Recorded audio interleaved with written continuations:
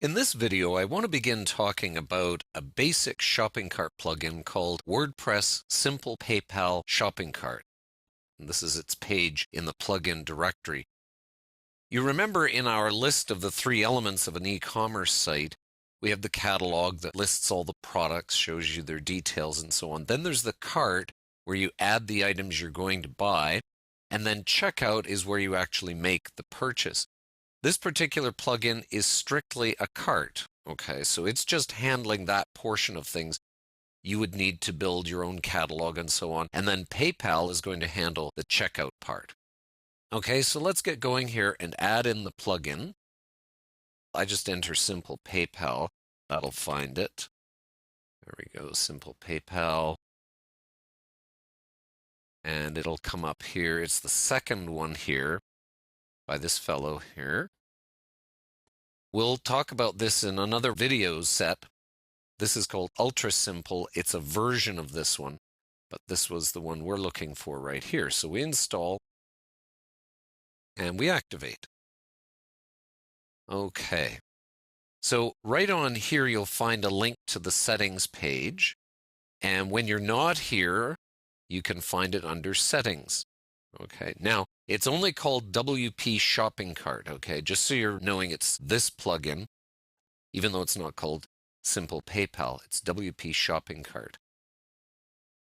Now, there's a documentation page on their website. In fact, let's open that right now.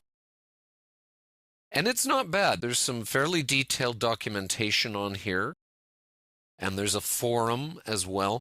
When you get into the forum, just be careful because they have a paid plugin called eStore. And a lot of times you think you're reading about this plugin, but it's actually about eStore. They're kind of mixed up together in there. So you want to make sure you sort of know where you are when you're hunting for these things. The other thing that's great here is they have a quick usage guide right on the page here. So you don't have to go to the documentation page to remember how to enter the short code. That's how we're going to create the add to cart buttons on each of our products using their shortcode. So it's all right here for you, as well as how to place your shopping cart on a page or a post. All right, let's go through the settings here.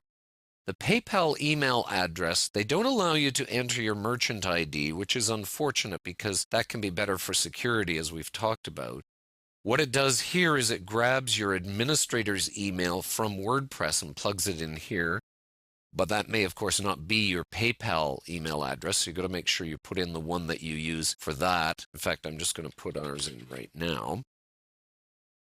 Okay, sandbox testing. This, of course, depends on having a PayPal developer's account, and it mentions it here. So you can only use this if you've got one of those accounts. We don't have one right there. Shopping cart title. Now, this is a bit confusing because if you put your shopping cart on a page, there's the page title, and then this appears as well. So whatever you put in here is going to compete with the title of your shopping cart page. Or if you're using the widget, there's a widget title. This is in addition to the widget title. So we'll talk about that as we go along. We may want to choose something else other than your shopping cart. This is the text when the shopping cart is empty. So you can change this, put whatever wording you want. If you actually want an image to display, you can put in the URL for it right here. Currency, you enter whatever you want, the 3-digit PayPal code. Notice there's no drop down here, which is not so handy in a way, but it also doesn't limit you. So you can put whatever you want in there. In fact, I'm just going to put in my Canadian one there. Currency symbol allows you to choose that right there. Now, base shipping cost. This is a little bit tricky. The idea here is that you might put in a quantity, say $10. That's your base shipping cost. No matter how many products you've got, this is going to be the shipping cost. Right now it's at 0 by default. If you put 0, then it completely shuts off base shipping costs. And you could add a shipping cost on a per item basis. Now what happens is, and we'll get into this in more detail under shipping, if you want base shipping cost, you must put in a value for shipping on all your products. Okay, now that seems a little counterintuitive. What you would do is put a very, very, very tiny amount, like 0.001 cents. but there has to be a shipping value on every product in order for base shipping cost to work. So that's a bit tricky, and we'll get back to that when we come to shipping itself. Free shipping for orders, if you set an amount here and the customer buys that amount or more, then it won't charge any shipping, no matter what you've got under base shipping and so on. Have to collect shipping address on PayPal. That can be important when you're shipping products and so forth. You want to just make sure that they've entered all their shipping information. If you use PayPal profile-based shipping, in other words, you set all your shipping information in PayPal, then check this box here. That way, it's going to use PayPal and not anything that you're setting here. Add to cart button text. This is going to be superimposed on a CSS button that the plugin creates, but if you have your own image, you can enter the URL here. Return URL, of course, after you're done at PayPal, this is where they come back. It automatically puts in your home page here. Products page URL, if you want people to come back after the shopping cart, it'll put a link in the shopping cart as to where to go for the products page. Automatic redirection to checkout page. This is a very important one. If you're using your cart, your shopping cart, on a page rather than in your sidebar where it's sort of always visible, if they have to go to a page for the shopping cart, I would suggest checking this off here and then putting in the URL of your page. Because what it means is when I add to cart, it's always handy to know that it actually functioned, to be able to see that your cart has been updated. This will automatically take people to that page.